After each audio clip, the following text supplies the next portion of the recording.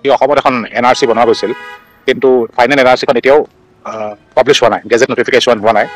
কিন্তু সদায় আমাৰ চবৰ মাজত এটা ধাৰণা আছিল কি যোনখন এনআৰচি ইতিমধ্যে বনোৱা গৈছে সেইখনত বহুত এৰাৰ্ছ আছে, বাট ইটছ নট এৰাৰ ফ্ৰী। সেই সংক্ৰান্তত আজি আমাৰ প্ৰাক্তন এনআৰচি কোঅৰ্ডিনেটৰ যোন আছিল হিতেশ দেৱ শৰ্মা, তেখেতে এখন আবেদন আৰ্টিকেল 32 আণ্ডাৰ ছুপ্ৰিম কোৰ্টত দাখিল কৰিছিল, এখন ৰিট পেটিশ্যন।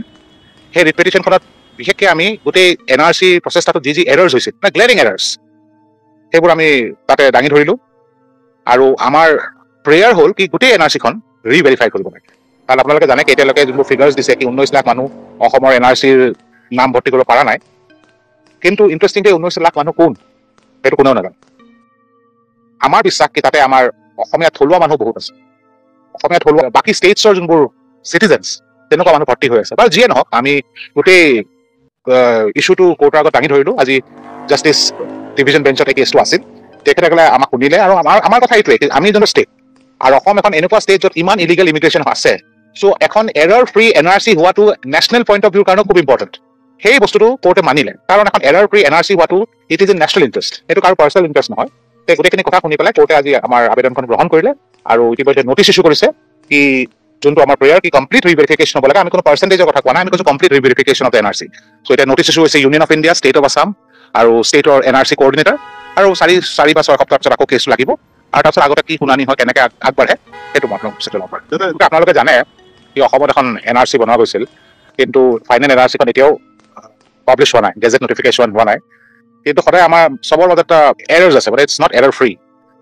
সেই সংক্ৰান্তত আজি আমাৰ প্ৰাক্তন এনআৰচি কোঅৰ্ডিনেটৰ যোন আছিল হিতেশ দেৱ শৰ্মা, তেখেতে এখন আবেদন আৰ্টিকেল 32 আণ্ডাৰ ছুপ্ৰিম কোৰ্টত দাখিল কৰিছিল, এখন ৰিট পেটিশ্যন।